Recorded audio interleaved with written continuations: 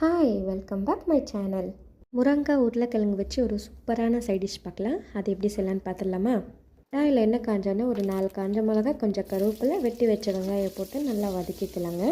இது கூடவே சின்ன சைஸ் ஒரு 2 தக்காளியை சேர்த்து நல்லா வதக்கிக்கலாம். இப்போ தேவையான அளவுக்கு கொஞ்சம் உப்பு, கொஞ்சமாக மஞ்சள்தூள் போட்டு அதையும் சேர்த்து நல்லா வதக்கிக்கலாங்க. இது கூடவே கொஞ்சம் சாம்பார் பொடி சேர்த்துடலாங்க. சாம்பார் பொடி நான் சக்தி மசாலா எடுத்திருக்கேன். அது டேஸ்ட்டு நல்லாயிருக்கும்.